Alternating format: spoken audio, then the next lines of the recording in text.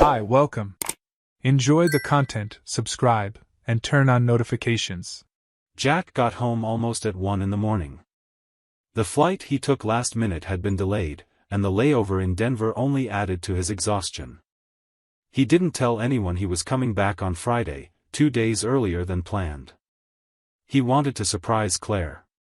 The seminar had ended sooner than expected, and deep down, he also wanted to see her again.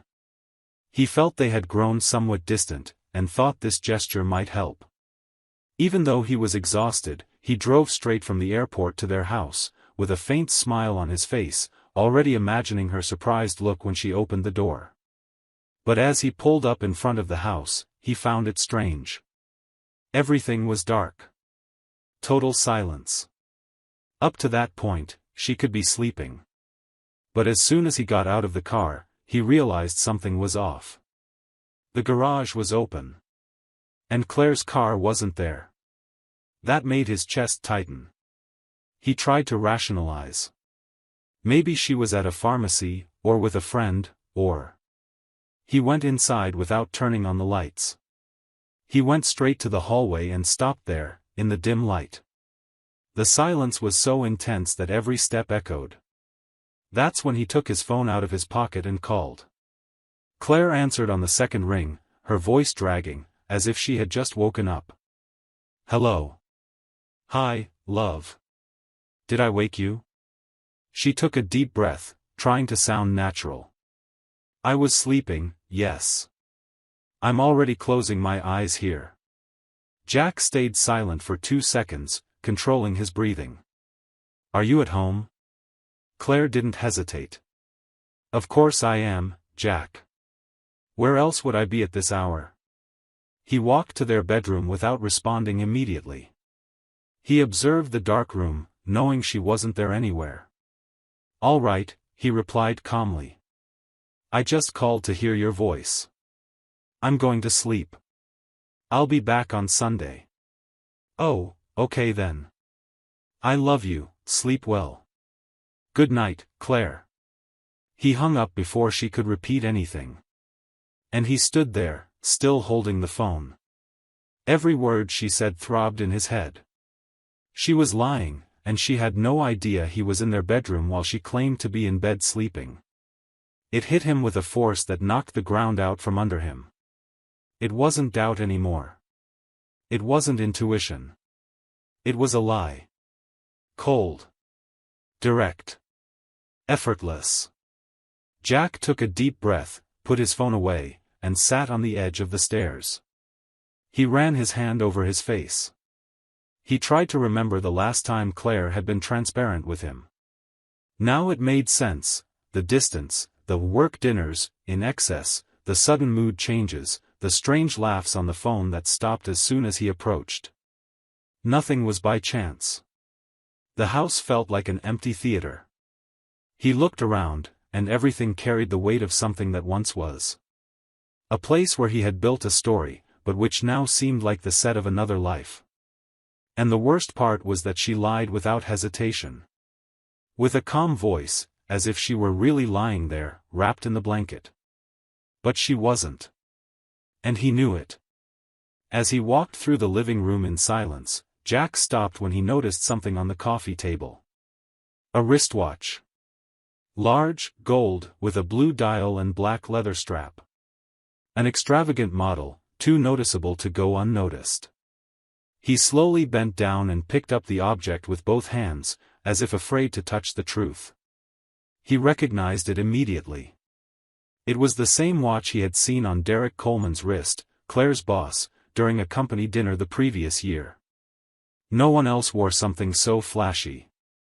And at that moment, everything inside Jack clicked into place like a sharp blow. Derek had been there. In his house. And for some reason, he left the watch behind. It wasn't speculation anymore. It was proof. The betrayal had a face, a name, and now, a forgotten object that screamed everything Claire had tried to hide with her sleepy voice just minutes before. He lay down without taking off his shoes. He stared at the ceiling. His heart, which had been racing before, now felt heavy. It didn't hurt. Not yet. But something inside him was changing. He had always been a fair, calm man, someone who preferred dialogue. But this time, it wouldn't be with words. If she had the courage to lie like that, he would have the courage to show the truth. And no one would see it coming. Just as she never imagined, he was just a few feet away, hearing every lie, with his eyes wide open in the dark. Jack woke up early that Saturday with the plan already clear in his mind. The forgotten watch left on the table the night before was still there, like a silent witness to the betrayal. He stared at the object for a few seconds before putting it in a small box and storing it at the bottom of the desk drawer. He knew it didn't need to be shown. Words would be unnecessary in the face of what was about to happen. He sat for a few minutes, gathered his thoughts, and started making calls. So that Saturday morning, with the calm voice of someone who didn't want to raise suspicions, Jack called Claire and said he had made an online purchase and that the product would be delivered to the house that day. He asked if she would be there to receive it. Claire, still with that casual tone, replied that she would leave early and spend the day with her sisters since it was Saturday and they had planned to go shopping and have lunch together. Jack pretended to hesitate for a few seconds and then asked if she could be home around 8 o'clock to ensure the delivery was received. Claire confirmed without much thought, said she would figure it out and be back by that time. Jack thanked her and hung up. As soon as the call ended, he smiled slightly and stood up. Now that he knew the exact time frame when the house would be empty, he put the plan he had been devising since the early hours of the morning into action. The first call was to Claire's parents. He said he had prepared a surprise tribute for her at home, something intimate but very special. He mentioned a celebration for dedication to volunteering, citing a social project Claire had participated in years ago. It was just once, when she helped organize a clothing drive during a harsh winter, but it sounded noble enough to convince anyone. Her mother was touched by the gesture. Her father, more reserved, thanked him for the invitation and said they would be there. Jack kept his voice steady, measured, as if nothing was out of place. And the more acceptance he got from the guests, the stronger his conviction grew. He also called Claire's two sisters, Sarah and Michelle. He repeated the same story, using words that matched the image everyone had of the helpful daughter, always involved in good causes. Both were excited. They said they would buy something nice for the occasion. Then came her friends, Amanda, Lisa, Rachel. Jack knew exactly who to invite. All those whom Claire cherished, those she felt comfortable with. He did everything with precision. One by one, the invitations were accepted. No one suspected anything. Everyone thought they would be celebrating a generous, dedicated woman admired for her kindness.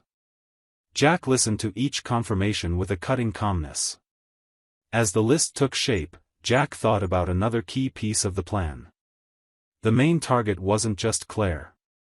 Derek also needed to be involved. And with him, his wife, Julie Coleman. She was the most sensitive point of the strategy. If Julie showed up, everything would take on another dimension.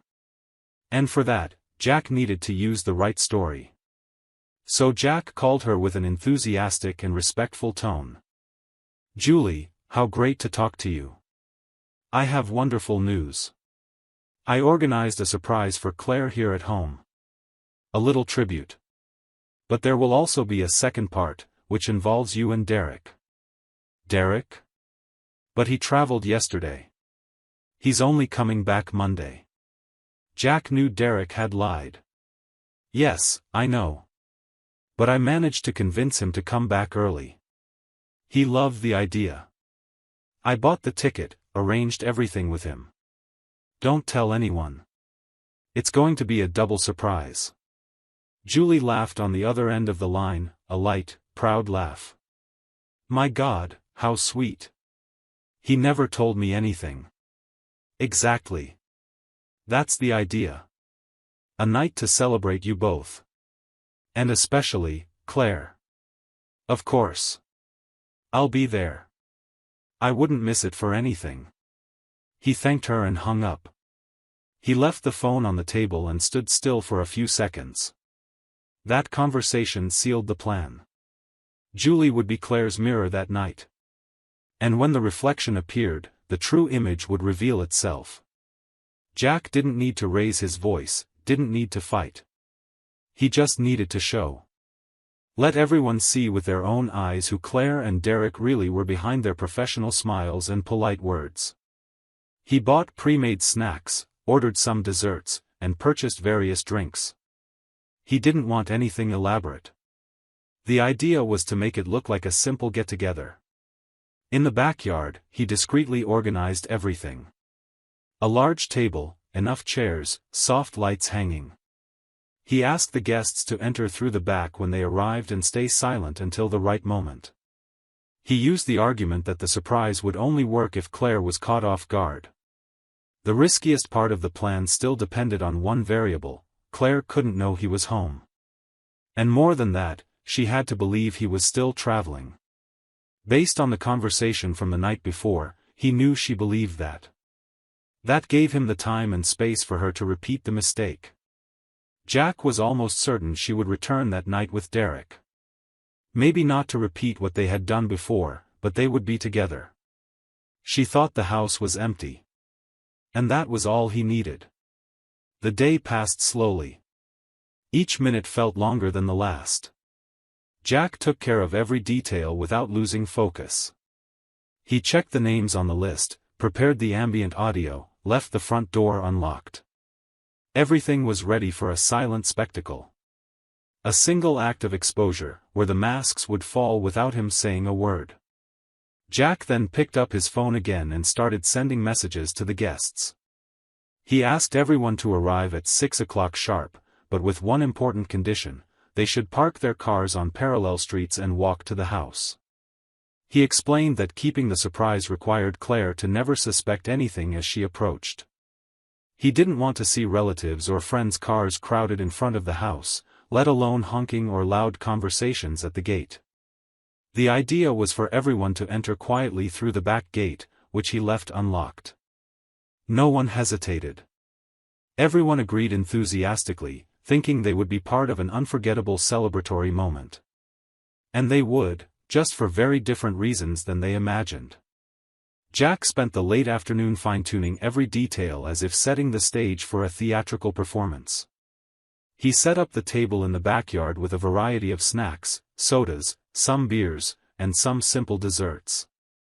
He carefully arranged the seating, managing the growing anxiety in his chest every minute. From time to time, he checked his phone, glanced at the clock, and responded to messages from the guests, reinforcing the instructions: absolute silence upon arrival, cars far from the house, entrance through the back gate. No one should make noise, clap, or turn on lights. The surprise had to be perfect. The first guests began arriving right at 6 o'clock, exactly as planned. They walked in silence, some even taking off their shoes upon entering, such was their respect for the plan. Jack greeted them with a quick gesture and directed them to the backyard. Some whispered among themselves, curious about how Claire would react to this unexpected tribute. Everyone was there with the best intentions, ready to be moved by another demonstration of love and recognition.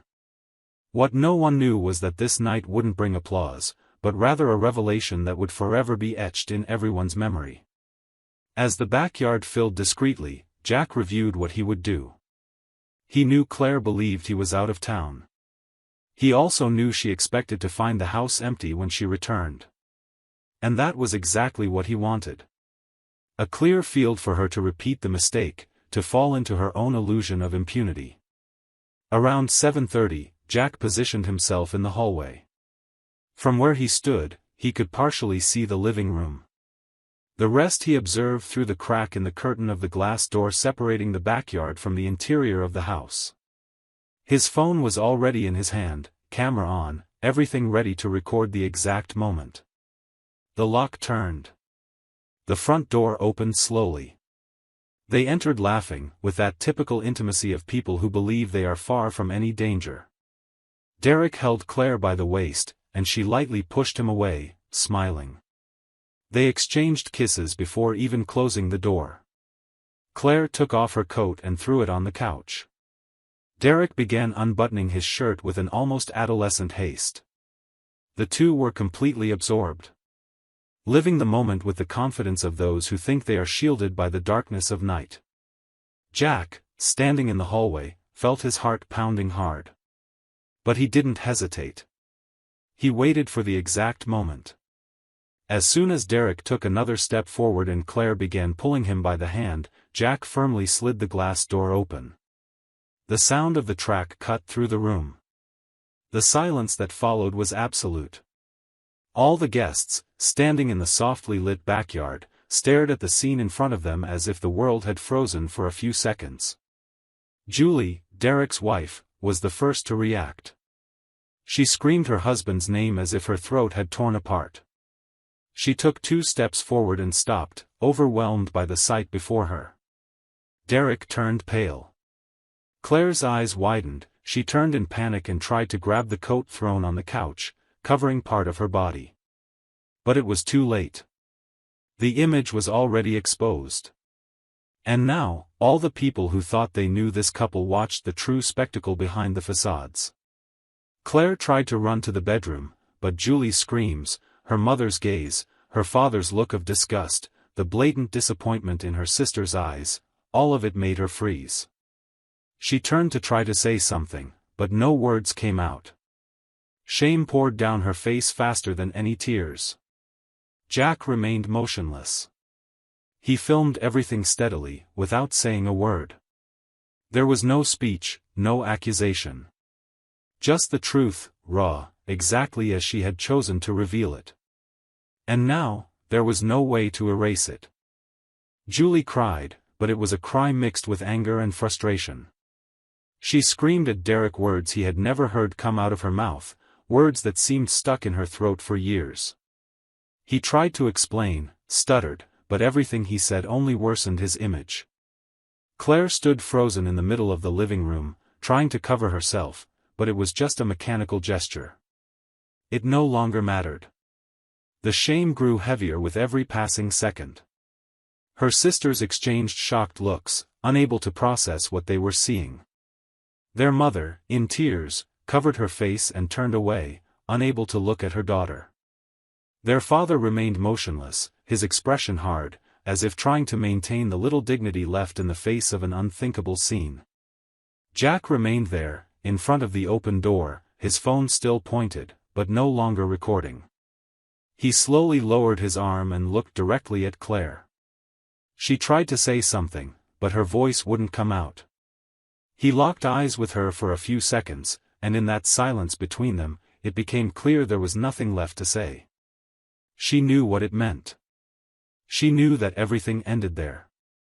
And the cruelest part was that Jack didn't yell, didn't break anything, didn't beg for explanations. He just showed. He gave her exactly what she deserved, the living, present, exposed consequence. Claire finally ran to the bedroom. Julie still spoke to Derek, now screaming. The guests began to disperse slowly, some embarrassed, others still in shock. Claire's father left without saying goodbye. Her mother, dragged by her daughters, left in silence. And amidst the trail of muffled voices and tense glances, Jack sat at the backyard table. He grabbed a beer, opened it calmly, and took the first sip as if closing a chapter.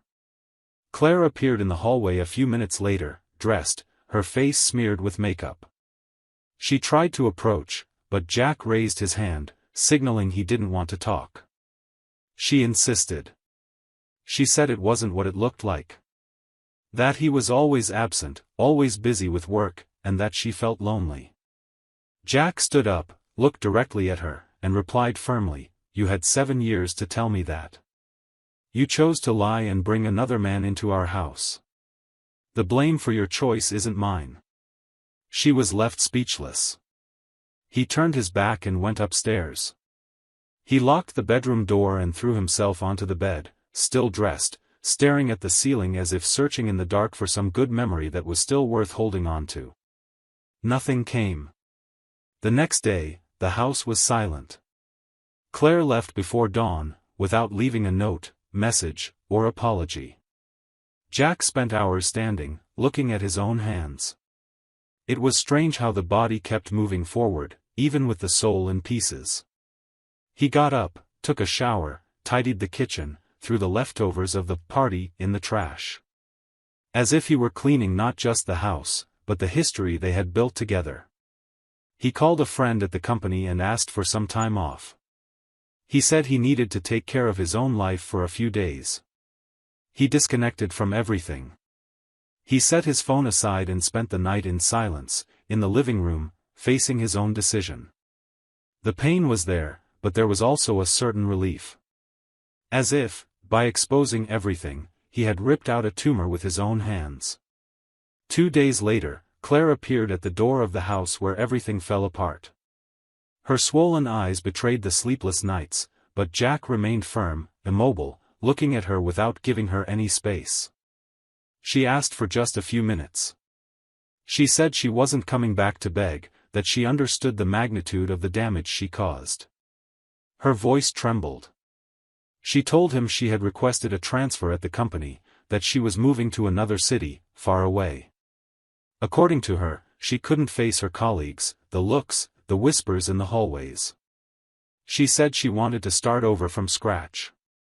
She tried to explain that what happened between her and Derek didn't go beyond that night. That it was an impulse, a mistake she had been regretting inside even before being exposed. She said that, since the next day, the two hadn't spoken again. Derek, on the other hand, had separated from Julie. His wife had packed her bags and left without looking back. But Claire assured there was no continuation there. No hidden romance.